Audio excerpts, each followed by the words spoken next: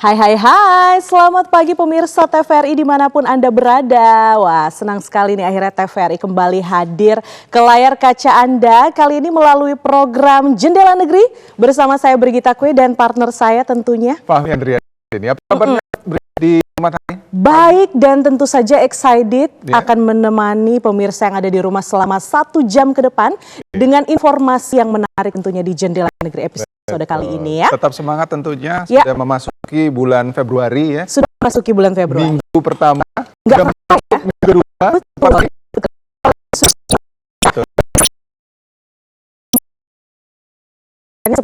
Tempat tujuan wisata, kalau enggak tempat tujuan wisata kuliner gitu ya, atau enggak CFD-an. Nah, betul. Nah, Fahmi yang mana nih? Kayaknya semuanya nih, kuliner, CFD-an semuanya. Oh, diborong semua ya. Nah, ini berkaitan dengan informasi yang akan mengawali Jendela Negeri pada pagi hari ini, yaitu informasi menarik dari NTB nih, tepatnya di Lombok Utara. Oke, langsung aja kalau gitu dia di segmen Cerita Pagi. Ya, cerita pagi yang datang dari seorang warga di Kabupaten Lombok Utara. Ini dia sukses membudidayakan berbagai jenis anggur impor dengan omset puluhan juta rupiah. Nah, sini menjadi objek agrowisata yang ramai.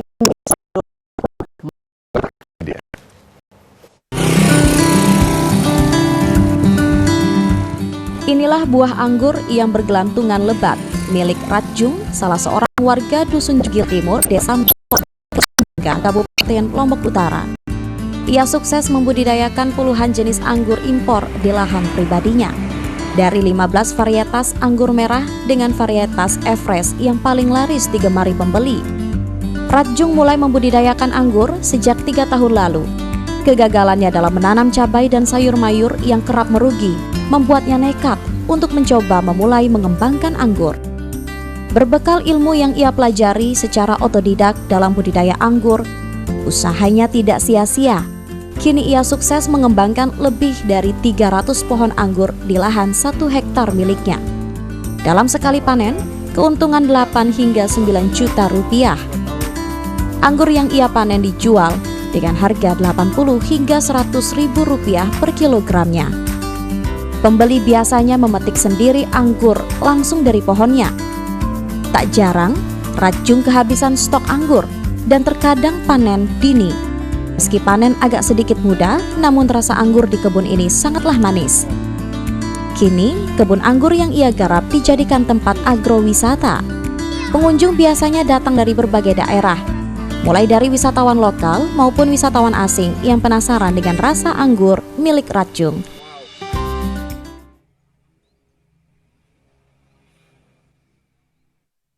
Waduh, seru banget ya, kebun anggur jadi tujuan agrowisata nih di NTB. Mungkin nanti Fahmi mau coba juga ya. Nanti kita coba ya sekalian ya. Nah, pemirsa, hari ini kita akan membahas berbagai teknologi yang sedang dikembangkan dan diimplementasikan untuk pengelolaan sampah yang lebih efisien, ramah lingkungan dan juga berkelanjutan. Mulai dari sistem sensor pintar dan juga Internet of Things yang memantau kondisi tempat sampah secara real time. Sehingga rute pengumpulan bisa dioptimalkan tentunya. Hingga aplikasi digital yang mengajak masyarakat aktif melaporkan dan ikut serta dalam pengelolaan sampah lewat sentuhan teknologi dan juga genggaman di tangan mereka. Betul sekali, sejarah kita ya bahwa Indonesia sendiri ini berbagai inovasi juga contohnya teknologi pirolisis cerdas yang dapat mengubah sampah plastik laut menjadi energi terbarukan, sampai inovasi bioplastik penutup tumpukan sampah berbahan dasar singkong yang mendukung pengurangan dampak lingkungan di tempat pemrosesan akhir. Dan tidak hanya itu, pengelola sektor limbah di seluruh dunia kini menempatkan kemajuan teknologi dan alokasi modal unggul sebagai prioritas untuk memperkuat sistem pengolahan sampah yang tahan terhadap tantangan masa depan. Dan untuk membahasnya ini sudah hadir bersama-sama dengan kita di Studio 2 TVRI, pegiat lingkungan Ibu Yunita Fahmi. Selamat pagi Bu Yunita. Selamat pagi Bu Yunita, salam sehat. Salam sehat, apa kabarnya? Alhamdulillah baik. Baik ya. Baik. Wah, Bu Yunita, mungkin sebelum kita masuk lebih dalam gitu ya, bagaimana Bu Yunita melihat kondisi lingkungan di Indonesia saat ini dan seberapa besar sih peran teknologi untuk mengatasi tantangan-tantangan lingkungan yang kita hadapi saat ini?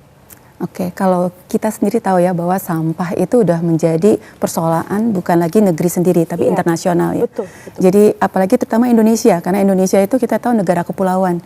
Negara kepulauan yang pulaunya itu banyak sekali, ada dari data yang terverifikasi ada 17.370 pulaunya dan perairan berarti 70% daratan. Jadi kita membayangkan bahwa gimana sampah-sampah mengurus sampah di perkotaan dan di pulau.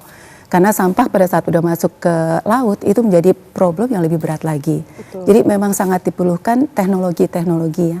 Dan di undang-undang Indonesia juga ada yang menyatakan bahwa setiap departemen kementerian itu disarankan untuk bisa mengadop teknologi dari luar yang sudah ada sukses story. Jadi terutama untuk pengolahan sampah. Jadi harus ada digitalisasi ya? Iya, kemarin juga Kementerian Perindustrian juga panggil kita, dialog dengan kita, karena Kementerian Perindustrian juga diharapkan mendukung UMKM yang bisa membuat teknologi-teknologi untuk pengolahan sampah. Karena ini benar-benar udah menjadi permasalahan yang bukan hanya nasional tapi internasional. Sangat krusial sekali ya Fahmi ya. Nah Bu Yunita, kemarin waktu Pak Presiden Prabowo pidato kan sudah menyinggung juga nih soal sampah. Ini menjadi perhatian khusus tentunya untuk kita semua.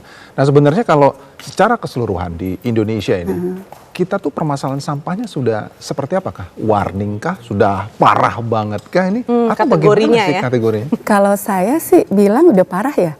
Karena gini, yang pertama kita selalu berpikir bahwa laut itu adalah pembuangan akhir. Jadi semuanya dibuang dan sebelum kita bicara teknologi atau permasalahan lah ya, kita pikirkan dulu apa sih itu limbah. Limbah itu adalah hasil dari kegiatan manusia, kegiatan masyarakat dan kegiatan industri ya. Jadi kebayang nggak kegiatan manusia itu apa sih? Dari kita makan, sebelum makan itu ada pasar, ada limbah dari pasar. Kemudian pada saat kita makan, kita masak, ada sisa makanan. Kita nggak masak, ada paket, ada packaging yang merupakan juga limbah. Betul. Kemudian kita aktivitas di rumah, ada lampu, ada baterai, ada kasur, ada banyak sekali sampah yang harus dipikirkan bagaimana mengelolanya. Belum lagi bicara industri, limbah industri ya. Limbah industri, pulau terkecil pun itu mempunyai industri tenaga listrik dan puskesmas. Dua ini adalah industri yang pasti menghasilkan limbah. Listrik yang ada di sana pasti diesel. Jadi pasti ada limbah B3 yang harus dimusnahkan. Kebayang nggak pulau-pulau sekian banyak? Betul. Bagaimana mengatasi kalau tidak ada teknologi? Nah, jadi sementara Indonesia itu sebagai dasar negaranya dengan Pancasila, kita masih hafal kan Pancasila 1, 2. Pasti dong. Jadi di sila kelima Indonesia mengeluarkan statement bahwa keadilan sosial bagi seluruh rakyat Indonesia. Jadi listrik walaupun pulaunya terjauh hanya ada 10 keluarga harus ada pembangkit listrik. Jadi siapa yang mau mengelola sampah yang pulaunya tuh terjauh? Tapi tetap itu kan limbah ya. Puskesmas harus ada di sana supaya masyarakat sehat. Setuju. Walaupun daerah 3T, tapi fasilitasnya harus segera dilengkapi juga ya. Betul. Supaya lebih merata. Betul. Sementara kesadaran itu belum besar lah ya. Jadi sampah. Ya, jadi sampah itu betul-betul masih merupakan sesuatu. Jadi saat ini betul-betul masalah yang krusial dan sudah membuat kita panik harusnya ya. Itu sih. Ya, jadi memang awareness ini harus ditingkatkan. Tapi di sisi lain betul seperti yang Bu Yunita bilang bahwa teknologi saat ini sangat-sangat berperan ya. Nah, bagaimana nih Bu Yunita melihat peran teknologi digital saat ini? Mungkin misalnya seperti sensor lingkungan ataupun juga data satelit dalam memantau kerusakan lingkungan di Indonesia yang tadi dibilang ini sudah parah sekali ya. Kalau yang saya tahu data informasi digital, data itu baru ada di PLTU ya, di cerobong-cerobongnya besar. Jadi kalau kita pagi membuka, kita tahu bahwa emisi yang dihasilkan tuh berapa banyak. Sekarang kondisi Jakarta gimana, polusinya seperti apa, kan itu yang tersiar ya. Jadi kita belum yang diharapkan adalah teknologi yang menyelesaikan masalah. Sekarang kayak RDF ya. Sekarang pemerintah kan lagi semangat sekali untuk menginvestasi, membuat suatu proses merubah sampah menjadi RDF. Itu sebenarnya udah lama dilakukan. Tapi persoalannya yang menurut saya saya lihat adalah belum harusnya mengolah limbah, merecycle menjadi sesuatu produk, harus ada standar yang diterima. Karena limbah itu, apalagi limbah B3 harus ada persetujuan KLH, seperti dibilang Pertek ya, persetujuan teknologi. Tapi RDF itu misalnya, RDF kan dipakai oleh pembangkit listrik. Jadi dia harus menyampaikan bahwa standarnya harus memenuhi kalori sekian besar. Jadi pembuatnya pada saat investasi udah banyak, dia udah tahu targetnya harus tercapai sekian. Kalau tidak tercapai sekian, pembangkit tidak akan beli, akhirnya investasi cuma-cuma. Tapi selama ini penerapan standarnya seperti apa? Apakah sudah terlaksana dengan baik? Saya lihat sih kebanyakan RDF itu kan menggantikan batu bara. Jadi sudah ada mungkin patokannya ya, harus kalorinya sekian. Cuman karena semangat untuk mengolah limbah, si investor atau yang mengelola membuat RDF ini tidak memikirkan ke arah sana. Atau dia yaudah kita buat RDF aja, kemudian hasilnya seperti apa, kemudian kecewa. Jadi ada beberapa RDF juga yang akhirnya tidak ada aktivitas. Karena untuk menemukan kalori juga ada biaya. Nah, ini yang harusnya ditemukan dulu nih.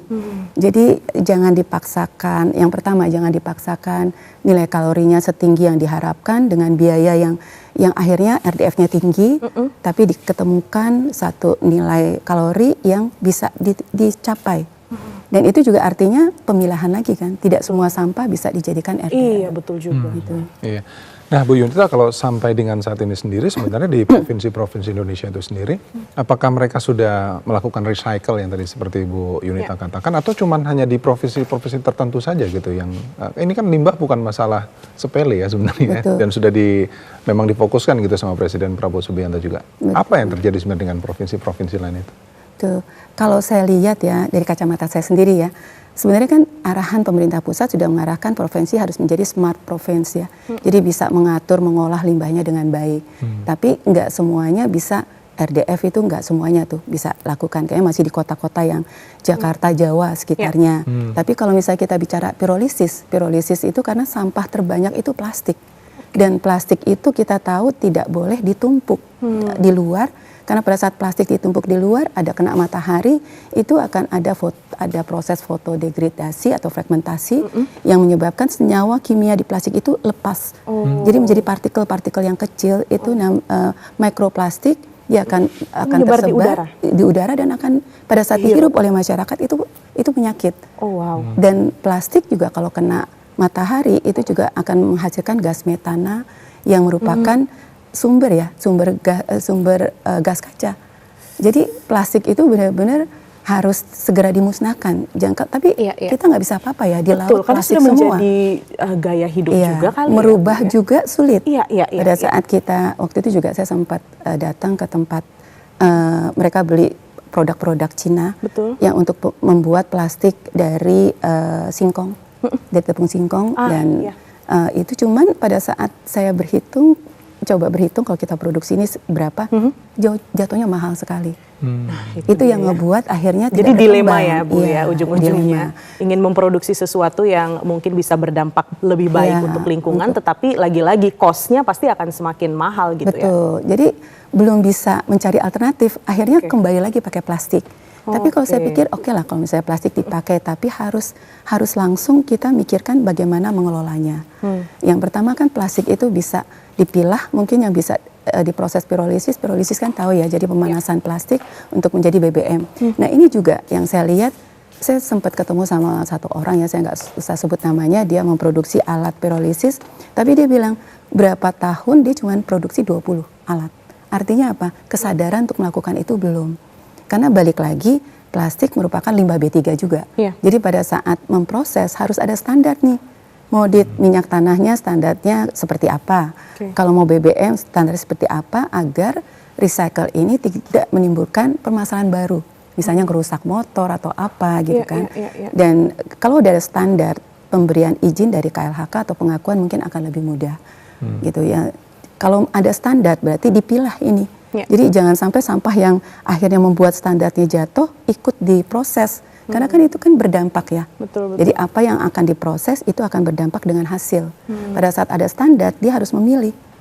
Jadi implementasi standar ini sangat penting juga ya. Mulai dari pemilahan sampah sehingga sampai proses recycle-nya ini menghasilkan kualitas yang baik. Betul. Jadi jangan kita berpikir teknologi terus mengambil keputusan dan menjalankan hanya di atas saja. Tapi harus sampai mendalam, sampai pihak pemerintah juga harus ikut dan masyarakat ya pastinya ya harus menyadari bahwa kita nggak bisa gampang teriak bahwa oke ini ada teknologi pirolisis.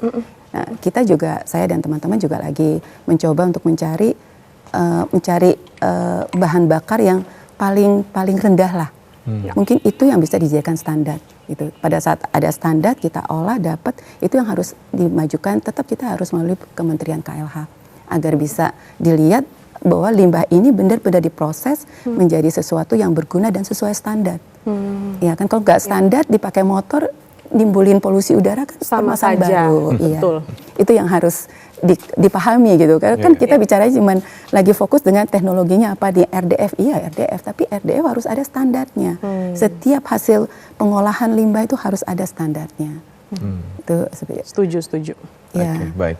Nah, Bu Yunita, kita tahu bahwasannya permasalahan sampah ini yang paling biasanya diderita itu di tempat-tempat terpencil, gitu ya, di tempat-tempat pulau-pulau terisolate. Itu yang menjadi PR besar karena saya nggak tahu kondisi mereka itu bagaimana. Apakah memang sudah ada tempat mendaur ulangnya atau belum ada? Nah, selama ini yang Bu Yunita lihat sebagai pegiat lingkungan bagaimana itu pulau-pulau itu?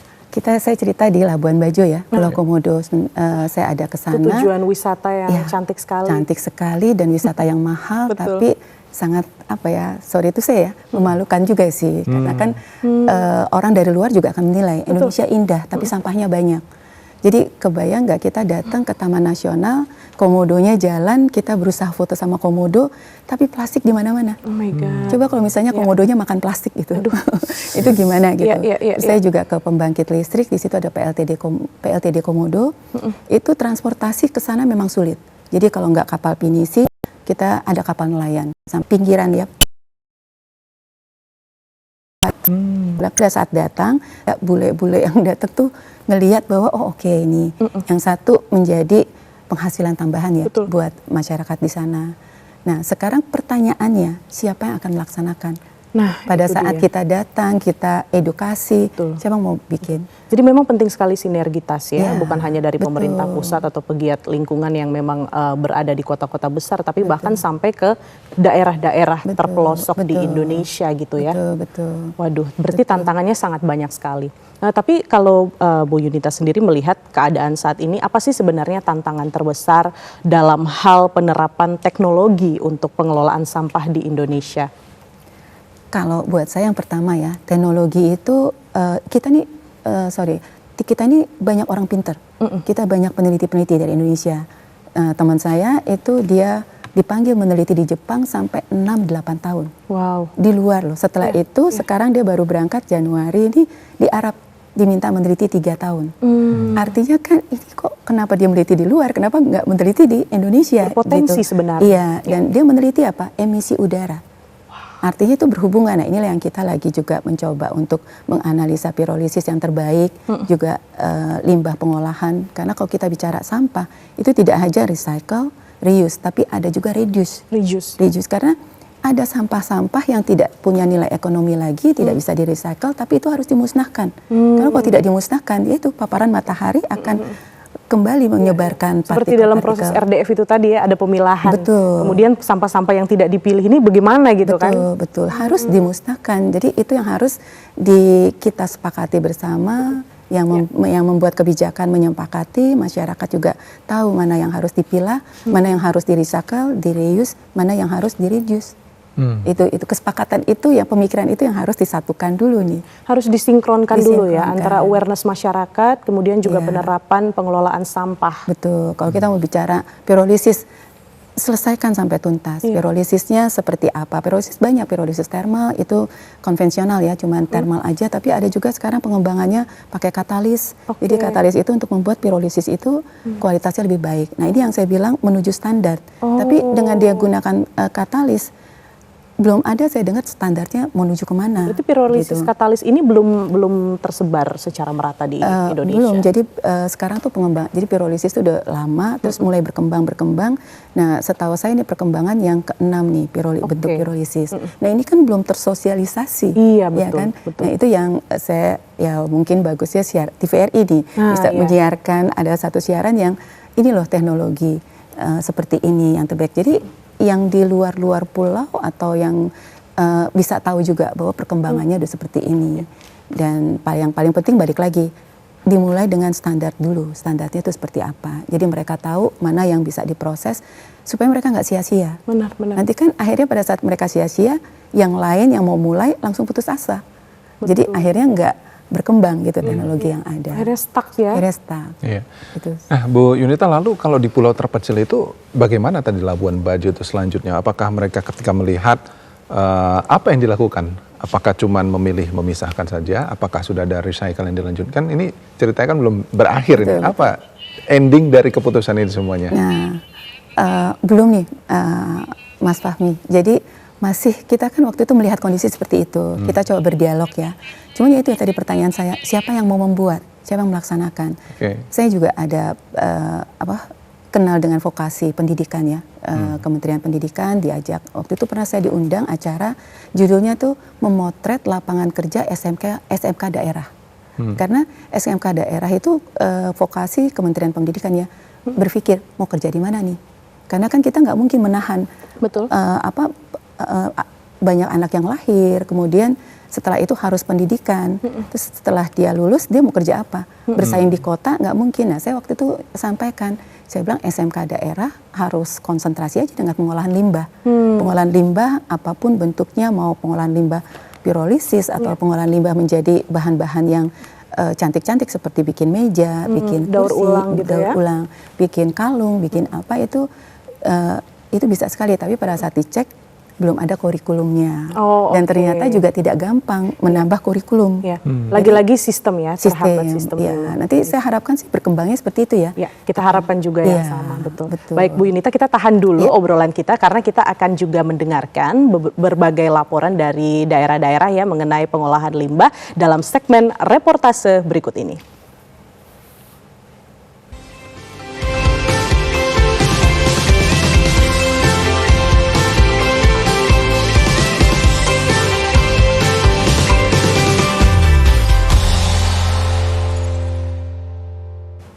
Baik, untuk reportase yang pertama kita akan langsung menuju ke Provinsi Bangka Belitung. Sudah ada reporter Mia Ramadhani di sana yang akan melaporkan terkait dengan solusi cerdas untuk pengolahan limbah organik di sana. Selamat pagi, Mia. Selamat pagi, Begita dan Fahmi. Ya, baik. Mia, silakan dengan informasi selengkapnya apa nih yang menjadi solusi cerdas untuk mengolah limbah di Bangka Belitung?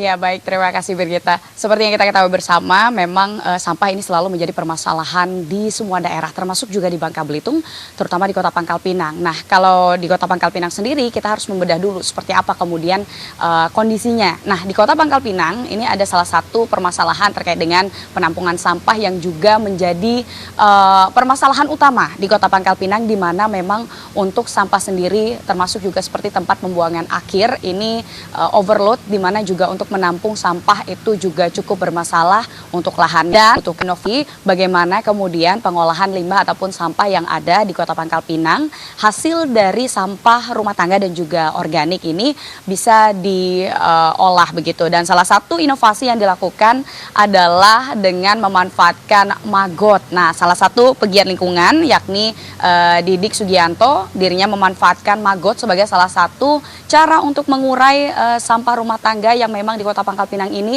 bisa sampai mencapai 150 ton per harinya.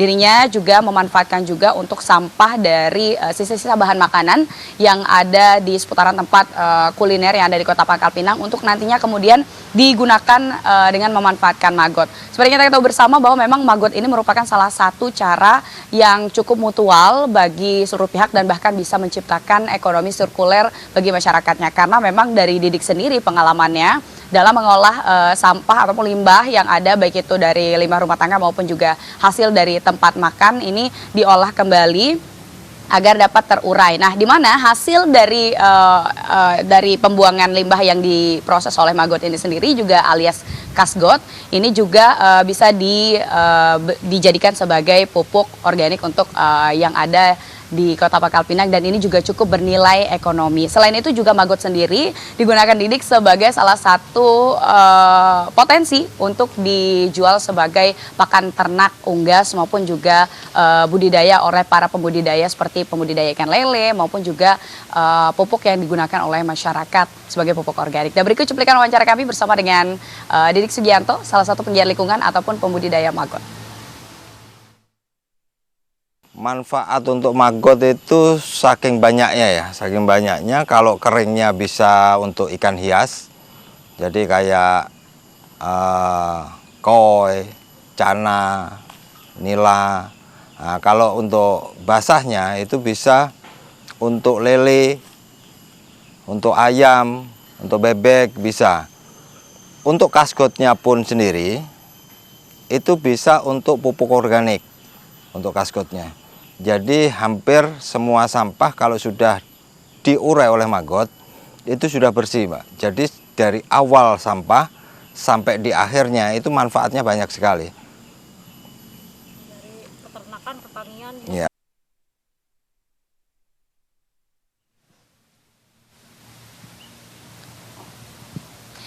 Ya, memang maggot ini salah satu potensi yang memang cukup tinggi proteinnya, sehingga ini juga sangat baik untuk pakan ternak unggas maupun juga salah satunya pembudidaya lele yang memanfaatkan maggot sebagai salah satu pakan untuk hasil budidayanya begitu. Dan salah satu yang memanfaatkan maggot sebagai salah satu pakan untuk usaha budidaya yakni adalah Rahmadian, yang dirinya juga mengaku bahwa dengan adanya maggot ini adalah salah satu potensi yang cukup baik untuk pakan budidaya lele dirinya. Berikut cuplikan selengkapnya wawancara kami bersama dengan Rahmadian. Ya, kita memang pakai pakan pabrikan, pelet kan. Cuma mungkin karena ada selisih di harga dan pertumbuhan juga. Jadi kita sekarang agak beralih ke pakan maggot. Dari pertumbuhan juga mungkin karena protein dia lebih tinggi. Jadi kita lebih ngejar masa pertumbuhan di ikan gitu dibandingkan pakai pelet.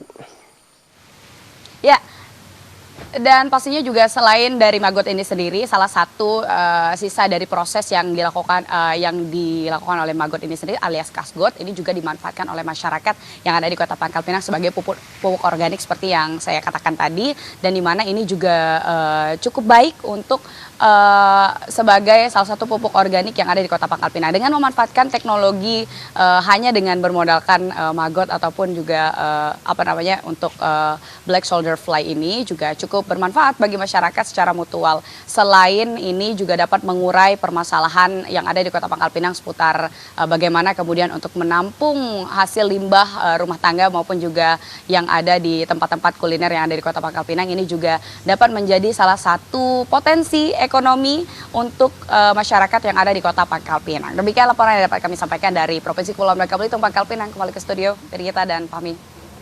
Baik, terima kasih Mia. Selamat kembali bertugas. Wah, ini gimana nih Bu Yunita, maggot ternyata bisa jadi solusi cerdas ya Fahmi untuk mengatasi limbah organik di Provinsi Bangka Belitung. Kalau kita lihat juga sebenarnya ada sih di beberapa daerah yang menggunakan cara yang sama juga.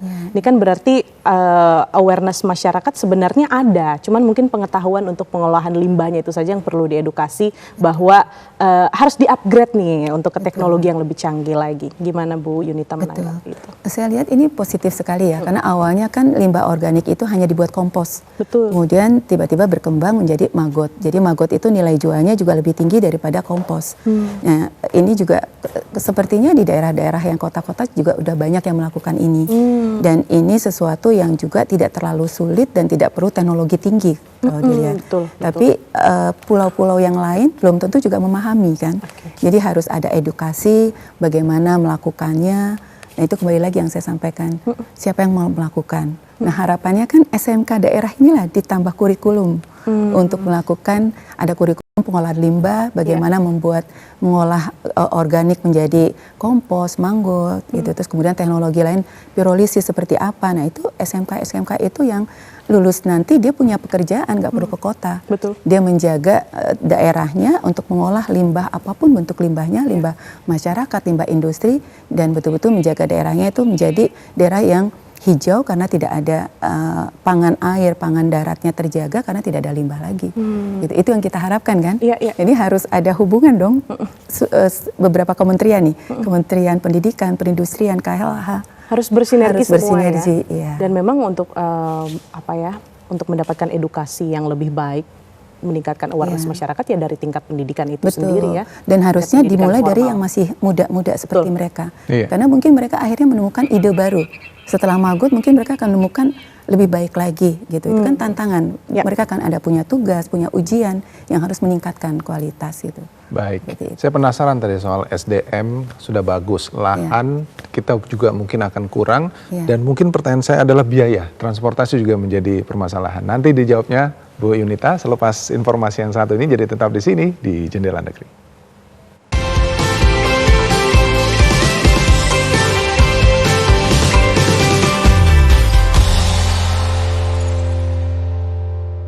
Begin your day with clarity on Starting Point. Join us Monday to Friday from 8 to 9 a.m. only on TVRI World.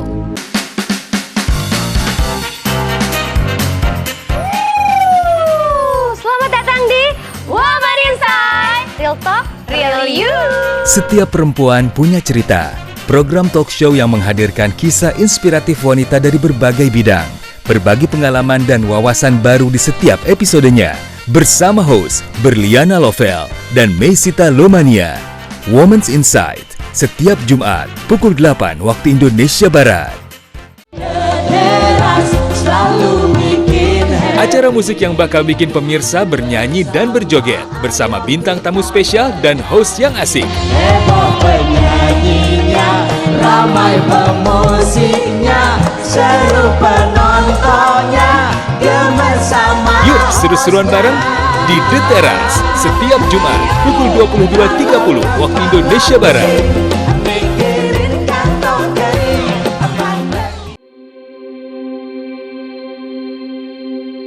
Perbincangan menarik dari kajian Islam yang berkembang serta semakin dinamis. Menganalisis sebuah permasalahan yang berpijak pada prinsip ilmiah dan syariat Islam. Tapi sisi lain, kita juga harus mengembangkan ekonomi yang halal.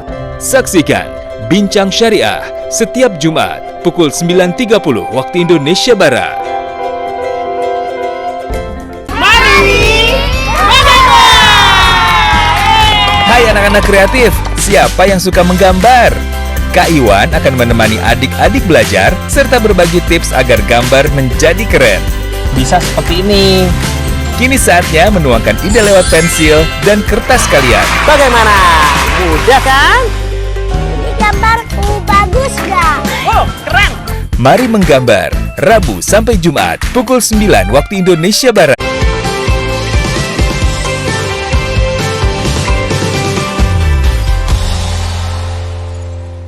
Selamat pagi pemirsa, terima kasih Anda masih bersama kami di Jendela Negeri. Ya, dan pemirsa, saat ini kita sudah terhubung dengan Hanani langsung dari Pekanbaru. Selamat pagi, Hana. Selamat pagi Fahmi, Brigita dan narasumber di studio. Iya, Hana akan menyampaikan informasi tentang mengubah sampah plastik menjadi energi alternatif. Seperti apakah Hana mungkin bisa dijelaskan kepada kami di studio dan juga pemirsa yang ada di rumah. Silakan Hana. Baik, terima kasih Fahmi, pemirsa Jendela Negeri dimanapun Anda berada. Seperti yang kita tahu, permasalahan sampah plastik masih menjadi ancaman serius bagi Indonesia. Dan berbagai upaya tentu sudah dilakukan, termasuk di Kota Pekanbaru, di mana salah seorang warga Kelurahan Agrowisata, Kecamatan Rumbai Barat, Kota Pekanbaru, membuat inovasi dengan mengubah sampah plastik menjadi energi bahan bakar, maksud kami, yang setara dengan solar. Ini bermula ketika salah seorang warga ini resah dengan kondisi TPA Muara Fajar di daerah Rumbai yang menampung lebih dari 1.000 ton sampah dan 40% diantaranya merupakan sampah plastik yang sulit terurai. Bersama UPST Rumbai Barat, sampah plastik ini dicoba untuk menggunakan metode pirolisis, diubah menjadi bahan bakar yang setara solar atau yang dinamakan dengan petasol. Untuk dalam proses produksinya dibutuhkan waktu sekitar 10 jam dengan 100 kilo sampah plastik sehingga dapat menghasilkan kurang lebih 80 hingga 85 liter petasol. Dan berikut kita dengarkan kutipan wawancara kami bersama produsen petasol Awaldi Hasibuan. Niat kita sebenarnya pada dasarnya bagaimana kita turut berpartisipasi dalam mengurangi timbunan sampah plastik, itu niat dasarnya. Adapun hasil olahannya menjadi bahan bakar alternatif setara solar, ya kita udah ada uji brinnya, maka dari timbunan sampah yang kita anggap tadi itu menjadi sampah yang berbahaya, kita olah dalam unit pengolahan sampah kita menjadi produk hasil dari sampah yang cukup bermanfaat bagi lingkungan kita. Ya, tentunya ini menjadi salah satu solusi untuk mengatasi permasalahan plastik dan juga menjadi solusi energi terbarukan, menjadi alternatif gitu yang bisa digunakan oleh masyarakat sekitar. Dan tentunya petasol ini sudah melalui uji riset dari BRIN sehingga gas metana dan sulfurnya dinyatakan aman untuk digunakan dalam sektor pertanian. Dan salah seorang petani yang ada di Kecamatan Rumbai Barat juga mengaku terbantu dengan adanya petasol ini karena telah membantu aktivitas pertanian dan mereka pun tidak perlu menempuh perjalanan yang lebih jauh untuk membeli bahan bakar. Dan berikut kita dengarkan kutipan wawancara kami bersama petani Gustian Gana. Dengan adanya petasol yang diproduksi oleh UPST Agrowisata, kami atau saya pribadi selaku petani ini sangat terbantu. Dari sisi efisiensi waktu yang biasanya kita membeli keluar, tentunya dengan adanya bahan bakar alternatif petasol ini kita nggak perlu lagi beli keluar. Intinya kita sudah terbantu baik dari stok, baik dari waktu, baik dari harga yang kita ambil sebagai cost kita dalam bertani, itu sudah lebih efisien ketimbang dulu sebelum adanya bahan bakar alternatif petasol ini. Fahmi, Brigita, dan juga pemirsa, inovasi petasol telah menunjukkan bahwa permasalahan sampah plastik dapat diatasi dengan pemanfaatan teknologi. Dan tentunya ini menunjukkan bahwa kreativitas lokal masyarakat di Kecamatan Rumbai Barat, Kota Pekanbaru bisa menjadi solusi untuk masa depan energi dan juga lingkungan di Indonesia. Demikian informasi yang dapat kami sampaikan dari Provinsi Riau, kembali ke studio. Baik, menarik sekali ini di Riau pengolahan sampah plastik bisa menjadi petasol ya sebagai energi alternatif. Terima kasih Hanani melaporkan langsung dari Pekanbaru Riau. Selamat bertugas kembali. Ya Bu Yunita, kalau kita lihat ya seandainya gitu semua provinsi membuat seperti ini, tadi soal bilang plastiknya menghasilkan uang juga kan, Ya, jadi ada betul. perputaran di situ. Betul, Bagaimana tanggapan Bu Yunita? Itu saya pikir bagus sekali ya, bagus sekali. Jadi kayak pulau-pulau terluar yang memerlukan pasti kapal nelayan. Jadi mereka nggak perlu lagi beli BBM dari menunggu pengiriman atau apa. Jadi memproses sampah plastik yang kiriman. Kan mereka suka dapat kiriman itu plastik-plastik. Tapi balik lagi supaya semuanya berani untuk melakukan, dibuat standar. Kalau tadi hasilnya bagus, itu mungkin bisa menjadi standar hasil kualitas yang dituju oleh semua memproduksi pirolisis ini. Karena akan lebih memudahkan kalau ada standar, dan pihak-pihak yang punya kebijakan juga lebih mudah memberikan izin. Ya, takutnya kalau nggak ada standar, mereka mengolah plastik jadi BBM, ya tujuannya cuma mengolah plastik aja. Standarnya nggak, akhirnya merusak mesin. Khawatirnya kayak gitu. Jadi ini benar-benar teknologi yang dibutuhkan, teknologi solusi yang paling baik untuk kepulauan juga. Tapi tolong pemerintah juga membantu buat kebijakan untuk membuat standar. Baik, jadi memang bisa dijadikan acuan atau contoh bagi daerah-daerah lain lagi ya. Tapi memang ini menjadi PR kita bersama dan juga dibutuhkan sinergitas antar antara pemerintah pusat dan pemerintah daerah? Banyak daerah yang mungkin banyak industrinya atau seperti apa? Saya lihat itu daerah wisata. Karena daerah wisata itu penghasil limbah plastik terbanyak. Contoh soal kayak Labuan Bajo. Labuan Bajo itu ada kapal pinisi 500, 600 atau mungkin 1000 gitu. Betul. Itu sampah plastiknya mungkin sudah banyak sekali di lautannya. Jadi Labuan Bajo juga ada pulau-pulau. Saya sempat diceritakan ada satu pulau itu yang plastik semua isinya. Betul. Karena kalau sampah limbah industri itu kan sudah ada peraturannya begitu ya. Tapi kalau dari tempat-tempat pariwisata itu kan sampah dari perorangan ya. Dan semua orang tidak memiliki kesadaran yang sama dalam mengolah plastik. Itu masalahnya. Jadi masih gampang sekali habis minum buang. Iya. Habis minum buang gitu. Nah, itu kalau kita dengar cerita bahwa plastik kalau kena matahari berarti kan nggak cuma kita manusia tapi ikan-ikan, biota laut juga terdampak itu. Jadi saya rasa sih pirolisis ini sangat baik untuk diedukasi untuk setelah mendapatkan standar dulu. Standar itu kan proses yang pada saat yang terbaik itu diuji coba apakah ada polusi udara yang dimunculkan oleh kendaraan yang memakai. Yang kedua, apakah merusak atau tidak. Pada saat itu baik, itu dibuat jadi standar. Jadi semuanya mengacu ke sana. Pada saat mengacu ke sana, keuntungannya banyak sekali.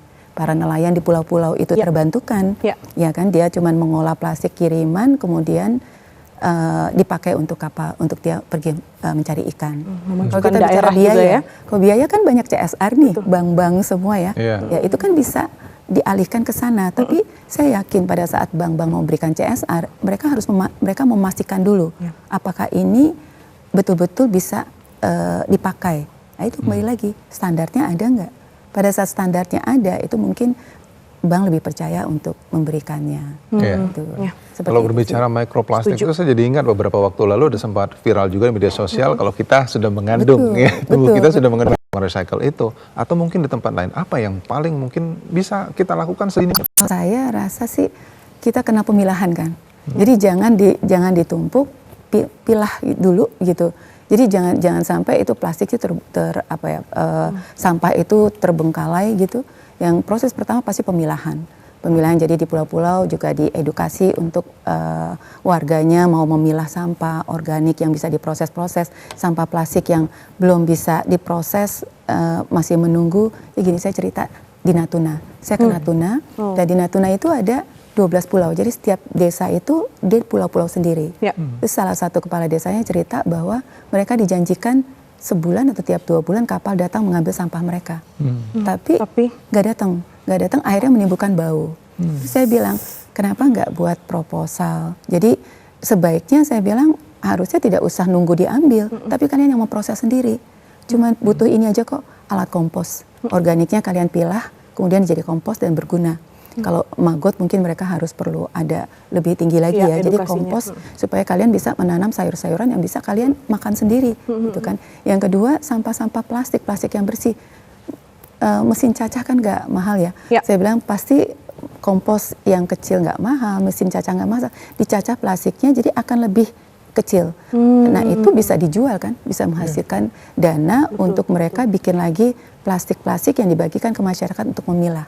Kalau kita mau bicara simple ya, di pulau-pulau seperti apa. Jadi harus ada plan B-nya juga ya, tidak boleh hanya mengharapkan kapal yang akan mengambil sampah, begitu, harus ada plan B-nya. Diolah di tempat, organiknya jadi kompos, kemudian plastik-plastik yang bersihnya mungkin bisa dicacah dulu, supaya tidak terlalu besar kan. Jadi kalau dicacah kan akan lebih simple kan, menyimpannya, kemudian yang sampah residu yang tidak punya nilai ekonomi lagi diolah. Ini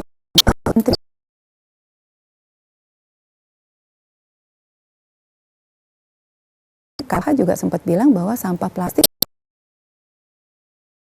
jadi atas 700 derajat Celcius, jadi kita juga udah uji coba waktu itu. Kita diminta diuji coba di Tanjung Pasir, laut yang udah hitam plastiknya, yang udah tidak nilai ekonomi, apapun mau dilakukan, kita olah di sana dengan panas 700 derajat Celcius, tidak ada dengan sistem wet scrubber, tidak ada polusi udara, asap yang dikeluarkan, dan akhirnya itu debu. Nah debu itu ya diperiksa tidak mengandung lagi racun atau B3, ya itu bisa diletakkan aja di tanah. Jadi itu bisa digunakan sebagai apa, Bu? Debunya itu? Sebenarnya sih tidak. Jadi cuman spesifik ya. Sudah tidak mengandung apapun, jadi bisa dicampur dengan tanah. Jadi kan artinya tidak lagi kita mikirkan bahwa itu sampah, itu akan ada proses yang bisa menyebarkan racun. Jadi menyelesaikan kalau kita bicara mau tuntas ya. Yang pertama organiknya diolah jadi kompos, yang kedua plastiknya bisa dicacah, yang ketiga mungkin botol-botol, kalau pakai botol juga botolnya bisa dikembalikan ke pabriknya. Terus residunya tetap harus diolah. Karena pasti ada sisa yang tidak bisa di recycle atau di reuse kan. Nah itu diolah, kita lagi semakin memperhatikan supaya mendapatkan produk yang teknologi yang betul-betul tidak ada polusi sama sekali dan abunya itu benar-benar bisa ditaruh aja di meminimalisir dampaknya terhadap lingkungan ya. Betul. Spesifik itu ya pengelolaan limbah ini. Tapi mungkin pertanyaan saya yang sekaligus penutup juga, membantu juga kan efek siapkan warna-warnanya dikasih ke masyarakat untuk memilah yang organik, yang plastik, yang residu itu dipilah. Itu dulu yang dari masyarakat ya. Kesadaran untuk memilah untuk kesehatan bersama. Baik. Nah, bagi pemangku pembuat kebijakan mungkin yang saya mau sampaikan lebih membuka tangan untuk menerima teknologi-teknologi. Kita nih harus menyelesaikan masalah sampah ini. Teknologi asalkan teknologi itu tidak mengeluarkan kemasan baru, jadi tidak menimbulkan polusi udara. Terus hasil akhirnya menyiapkan SDM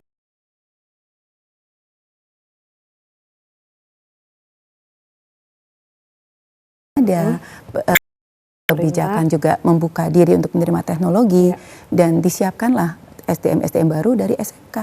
Dari tingkat pendidikan. Tidak, jangan buang sampah sembarangan lagi. Nah, betul sekali. Dan mudah-mudahan informasi ini bisa bermasalahan di lingkungan Anda, di tempat Anda, RT, RW, masalah sampahnya udah bermasalah sekali, setidaknya melaporkan langsung ya. Betul sekali. Ada sinergitas di situ. Iya. Sekali lagi terima kasih Bu Yunita Fahmi. Masih menarik.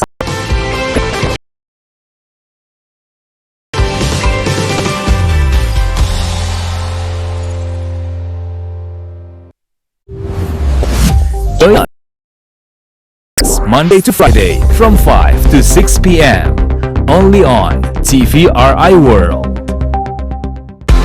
Dunia olahraga terus bergerak cepat. Isu panas dari dalam dan luar negeri jadi sorotan utama. Dari prestasi atlet nasional hingga drama olahraga mancanegara. Dibahas tajam, aktual, dan berimbang. Bersama para narasumber kompeten. Saksikan Bincang Olahraga hingga Sabtu pukul 10 waktu Indonesia Barat di TVRI Sport.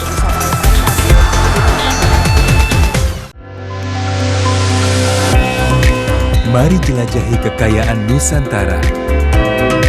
Alam yang menakjubkan. Budaya yang memikat. Hingga kuliner penuh selera.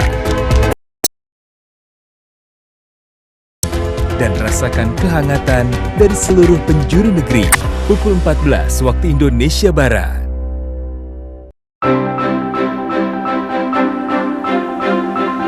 Temani hari Anda dengan beragam informasi terbaik dan peristiwa yang terjadi silih berganti. Hadirkan fakta terkini secara lengkap lewat laporan utama dan laporan langsung di setiap perkembangan secara akurat dan berimbang. Untuk Anda, kami hadirkan pilihan terbaik setiap hari. Klik Indonesia Pagi pukul 6 waktu Indonesia Barat, Klik Indonesia Siang pukul 12 waktu Indonesia Barat. Klik Indonesia Petang pukul 18 waktu Indonesia Barat dan akhiri hari Anda dengan Klik Indonesia Malam pukul 23.30 waktu Indonesia Barat. Jadikan hari Anda semakin berkualitas bersama TVRI. TVRI, media pemersatu bangsa.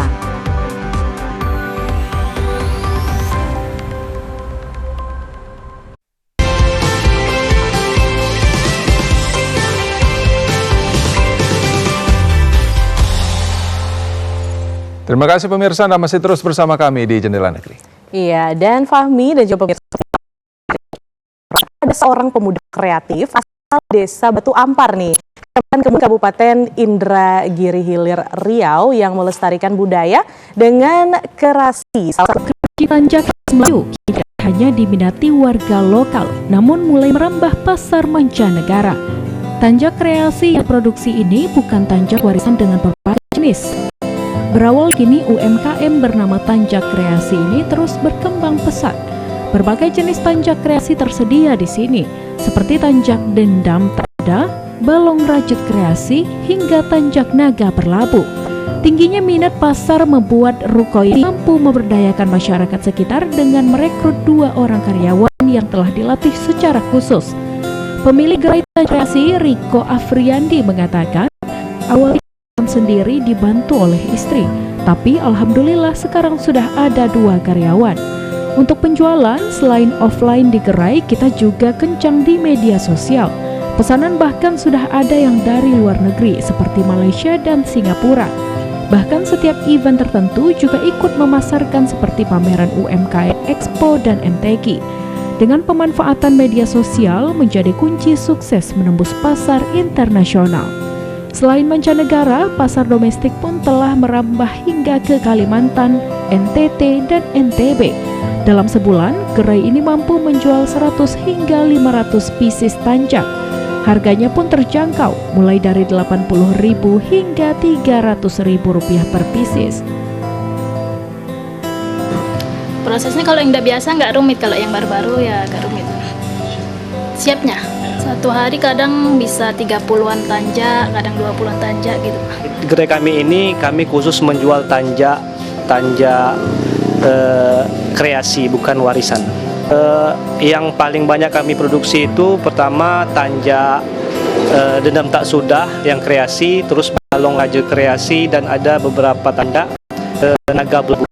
Peminatnya ini sangat bagus ya, dan juga alhamdulillah kami juga menggunakan media sosial, menjual secara online itu bahkan ke mancanegara, ke Malaysia, ke Singapura. Tak hanya tanjak, Riko juga kostum khas Melayu, yakni baju teluk belanga untuk anak-anak hingga dewasa.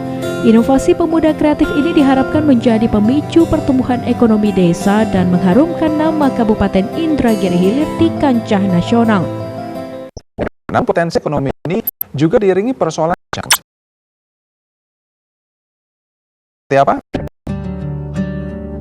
Bangka Tengah, kabupaten pesisir dengan garis pantai sepanjang laut. Disinilah musim besar budaya tumbuh. Saya ada budaya udang faname dan kepiting bakau.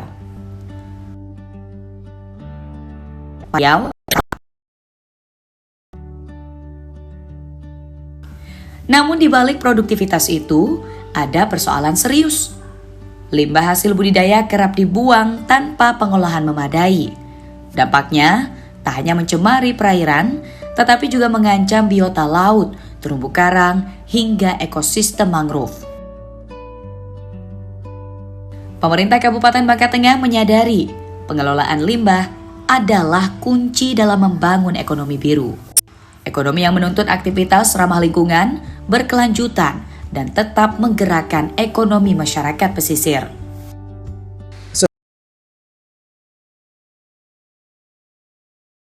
Nah, dalam konsep zero waste ini, kami menjadikan limbah justru bukan menjadi salah satu limbah buangan, tetapi juga memiliki nilai added value, nilai tambah yang bisa kita manfaatkan. Misalnya penggunaan limbah sebagai pupuk, ya, pupuk organik.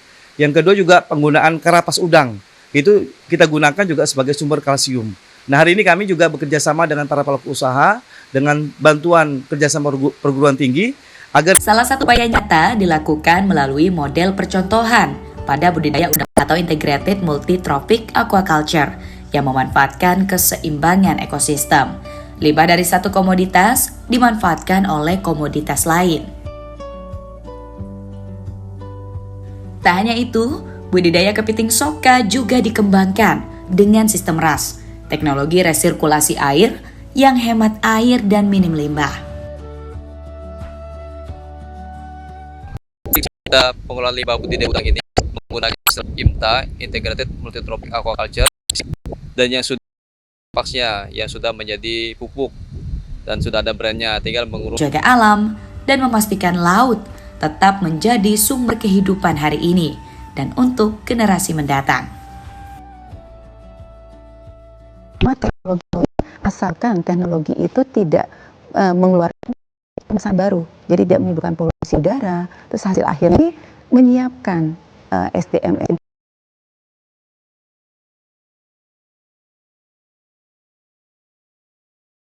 ada kebijakan juga membuka diri untuk menerima teknologi dan disiapkanlah SDM baru dari SMK dari tingkat pendidikan. Kita jangan buang sampah sembarangan lagi. Nah, betul sekali. Ya. Dan mudah-mudahan informasi ini bisa bermanfaat. Teknologi, asalkan teknologi itu tidak mengeluarkan kemasan baru, jadi tidak menimbulkan polusi udara, terus hasil akhirnya menyiapkan SDM teknologi, asalkan teknologi itu tidak mengeluarkan kemasan baru, jadi tidak menimbulkan polusi udara, terus hasil akhirnya menyiapkan SDM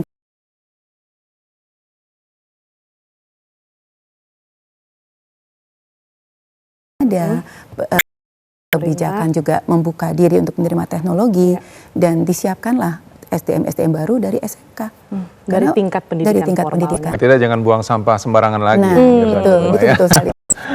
Ya. Dan mudah-mudahan informasi ini bisa bermasalah di lingkungan Anda, di tempat Anda RT RW, masalah sampahnya udah bermasalah sekali, sedianya melaporkan langsung ya. Betul sekali. Ada sinergitas di situ. Iya.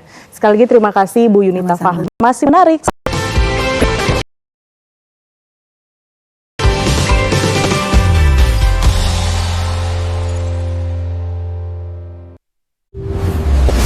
Join us Monday to Friday from 5 to 6 p.m. only on TVRI World. Dunia olahraga terus bergerak cepat. Isu panas dari dalam dan luar negeri jadi sorotan utama. Dari prestasi atlet nasional hingga drama olahraga mancanegara. Dibahas tajam, aktual, dan berimbang. Bersama para narasumber kompeten. Saksikan Bincang Olahraga hingga Sabtu pukul 10 waktu Indonesia Barat di TVRI Sport.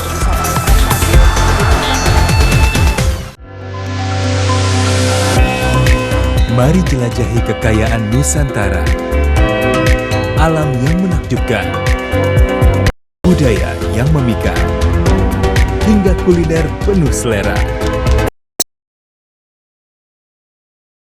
Dan rasakan kehangatan dari seluruh penjuru negeri pukul 14 waktu Indonesia Barat.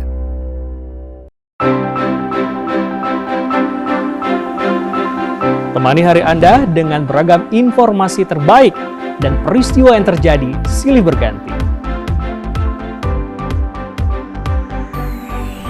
Hadirkan fakta terkini secara lengkap lewat laporan utama dan laporan langsung di setiap perkembangan secara akurat dan berimbang. Untuk Anda, kami hadirkan pilihan terbaik setiap hari. Klik Indonesia Pagi pukul 6 waktu Indonesia Barat, Klik Indonesia Siang pukul 12 waktu Indonesia Barat. Klik Indonesia Petang pukul 18 waktu Indonesia Barat dan akhiri hari Anda dengan Klik Indonesia Malam pukul 23.30 waktu Indonesia Barat. Jadikan hari Anda semakin berkualitas bersama TVRI. TVRI, media pemersatu bangsa.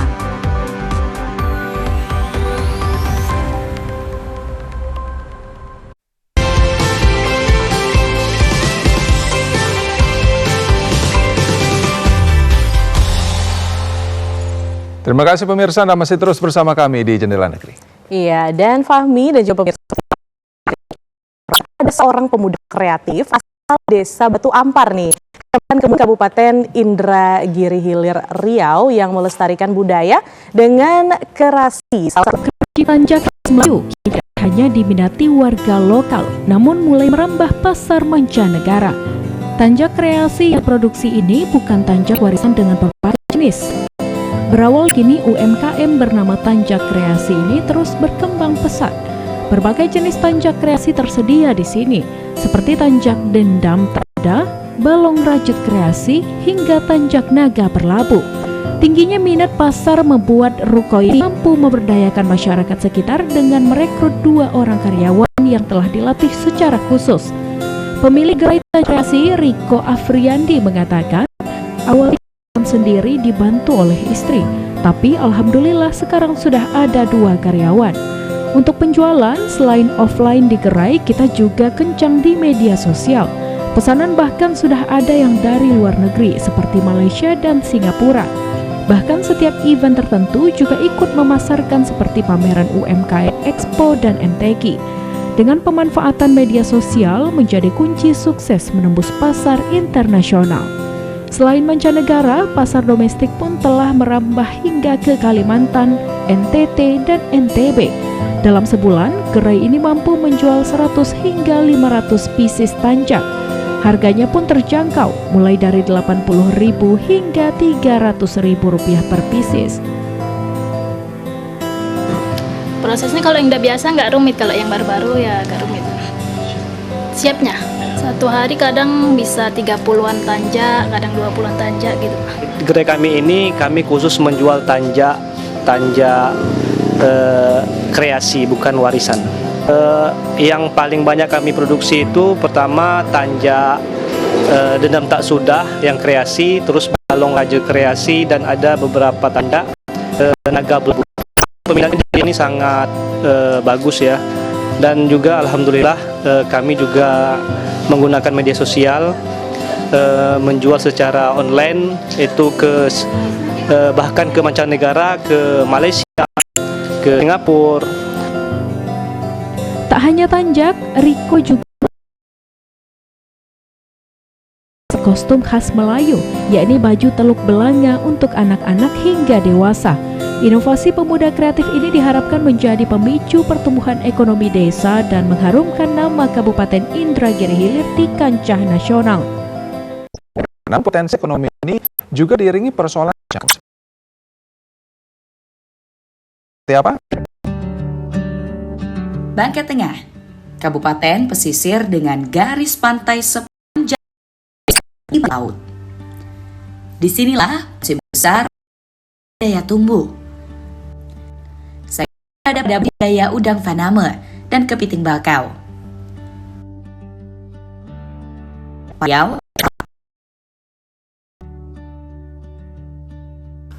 Namun di balik produktivitas itu, ada persoalan serius. Limbah hasil budidaya kerap dibuang tanpa pengolahan memadai. Dampaknya tak hanya mencemari perairan, tetapi juga mengancam biota laut, terumbu karang, hingga ekosistem mangrove. Pemerintah Kabupaten Bangka Tengah menyadari pengelolaan limbah adalah kunci dalam membangun ekonomi biru. Ekonomi yang menuntut aktivitas ramah lingkungan, berkelanjutan, dan tetap menggerakkan ekonomi masyarakat pesisir.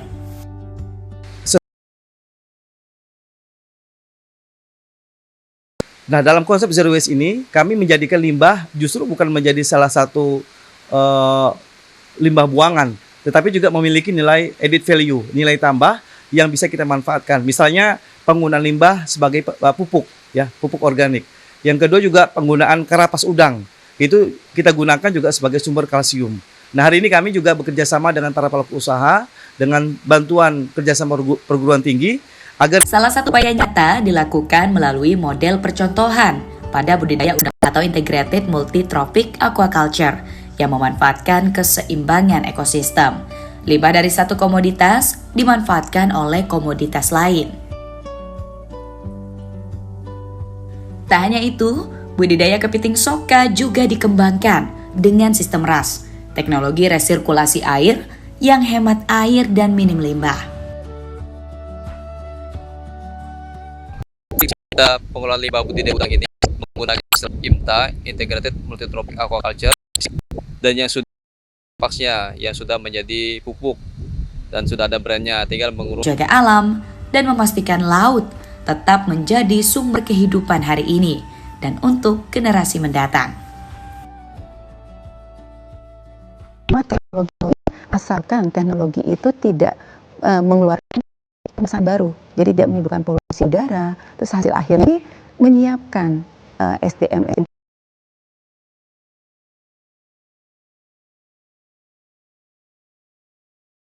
ada kebijakan juga membuka diri untuk menerima teknologi dan disiapkanlah SDM baru dari SMK dari tingkat pendidikan. Dari tingkat pendidikan. Kita jangan buang sampah sembarangan lagi. Nah, betul sekali. Ya. Dan mudah-mudahan informasi ini bisa bermasalah. Asalkan teknologi itu tidak mengeluarkan kemasan baru, jadi tidak menimbulkan polusi udara. Terus hasil akhirnya menyiapkan SDM.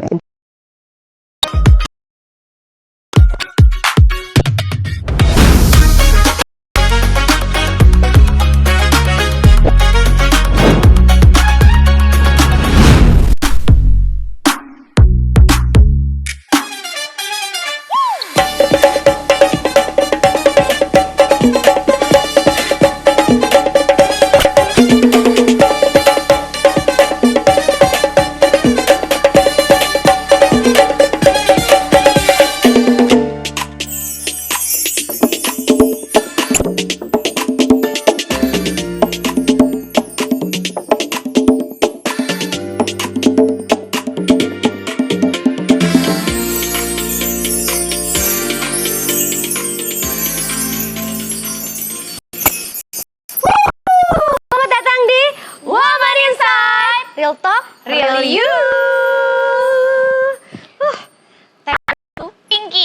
Pinky.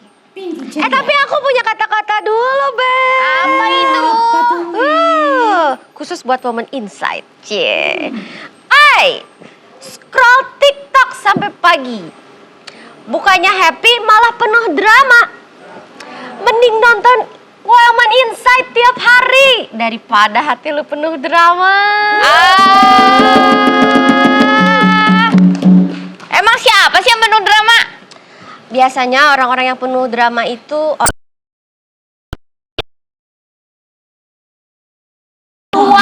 harus apa? Kita tuh terinspirasi sama seorang penyanyi yang energik banget, Ber. Oh iya. Jadi menurunkan bakat dari ibunya seorang penyanyi yang legendaris. Iya. Pokoknya hari ini kita penuh dengan semangat dari penyanyi. Betul. Kamu bisa nyanyi nggak? Lah, kenapa dia nyanyi? Mei bisa nyanyi loh. Bisa apa yang nyanyiin calon suami? Bukan dong. Nyanyi. Aku bisa nyanyi.